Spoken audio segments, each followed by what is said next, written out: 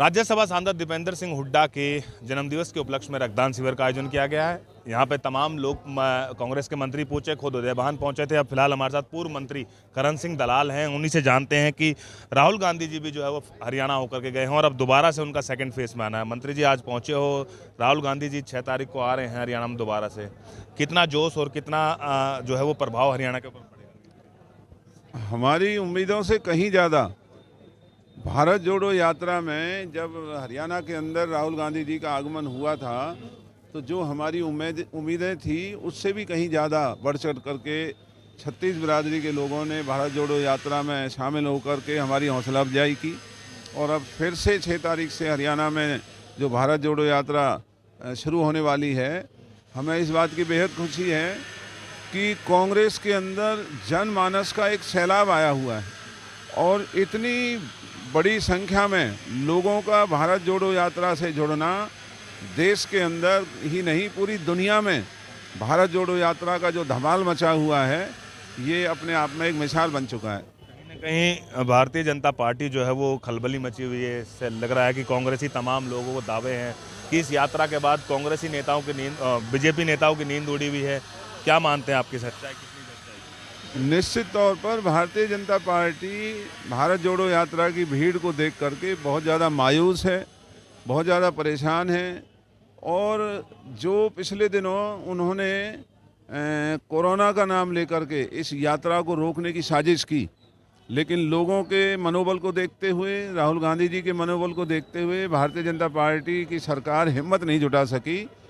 और आज पूरा देश ये बात अच्छी तरह से समझ चुका है कि भारतीय जनता पार्टी अपनी विफलताओं को छुपाने के लिए कोई नई साजिश या नई शरारत भारत जोड़ो यात्रा के साथ कर सकती है, देश में कोई नई हरकत कर सकती है।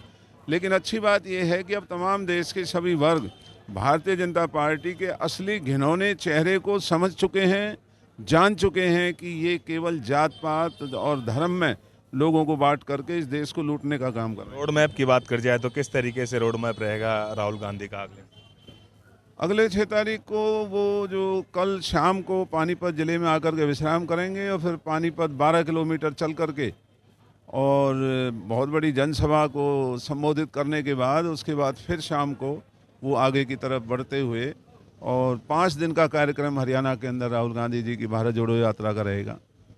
लोकसभा चुनाव भी जो है वो कहीं ना कहीं 2024 में होने वाले हैं, उससे कितना प्रभाव होगा, कितना फ़ायदा जो है वो हरियाणा को? जब से भारत जोड़ो यात्रा का आगमन हरियाणा में हुआ है, जो लोग ये कहा करते थे कि लोकसभा में विधानसभाओं में कांग्रेस की कोई ताकत नहीं है, आज तमाम देश कांग्रेस का लोहा मानने लगा है।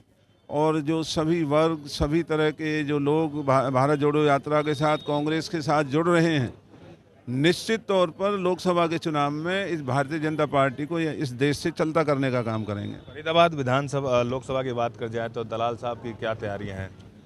फरीदाबाद लोकसभा का जो 2024 का चुनाव है उसके लिए कांग्रेस पार्टी पूरी तरह से मजबूत है।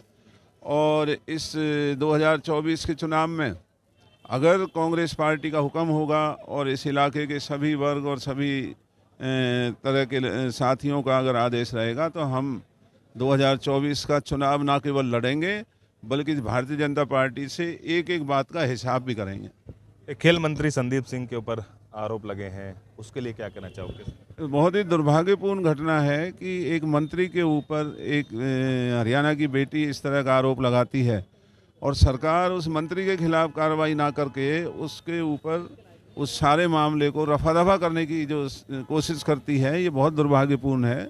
मंत्री को फौरन अपने पद से इस्तीफा देना चाहिए और किसी न्यायिक बड़े हाई कोर्ट के जज से इस सारे मामले की जांच करानी चाहिए। क्या लगता है मंत्री जी कि इस पूरे मामले में निष्पक्ष जांच हो पाएगी? क्या उस लड़की को न्याय मिल पाएगा?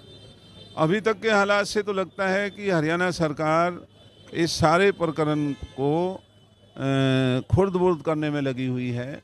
लेकिन जिस तरीके से झज्जर के अंदर बहुत बड़ी महापंचायत का आयोजन हुआ है, कल को अगर सरकार नहीं जागती है तो तमाम हरियाणा के अंदर इस सारे मुद्दे के ऊपर जो जनमानस हैं वो खड़े हो सकते हैं और सरकार को मजबूर होकर के, जो एक पुरानी कहावत है कि प्याज भी खाने पड़ेंगे, जूते भी खाने पड़ेंगे, जुर्माना भी भरना पड़ेगा और माफ़ी भी मांगनी पड़ेगी। माफ़ी भी मांगनी पड़ेगी। खुद के जो है वो हरियाणा के पूर्व मंत्री हैं करण सिंह दलाल, और इन्होंने साफ कहा है कि जिस तरीके से खेल मंत्री के ऊपर जो लड़की ने आरोप लगाए थे उसको लेकर के कहीं ना कहीं सरकार को ठोस कार्रवाई करनी पड़ेगी, और यदि सरकार इस तरीके की कोई ठोस कार्रवाई खेल मंत्री के ऊपर नहीं करती है तो कहीं ना कहीं लोग जो सड़कों पर उतरेंगे तो जो उनकी जो आवाज़ है वो सरकार के कानों तक पहुंचने के बाद सरकार को मजबूरन जो है वो इस पर कार्रवाई करनी पड़ेगी। फरीदाबाद से अनिल राठी, पंजाब केसरी टीवी। हमसे जुड़े रहने के लिए हमारे YouTube चैनल को सब्सक्राइब करें और नई वीडियो की नोटिफिकेशन के लिए बेल आइकॉन को दबाएं। अगर आप ये वीडियो Facebook पर देख रहे हैं तो लाइक जरूर करें और ज्यादा से ज्यादा शेयर करें। धन्यवाद।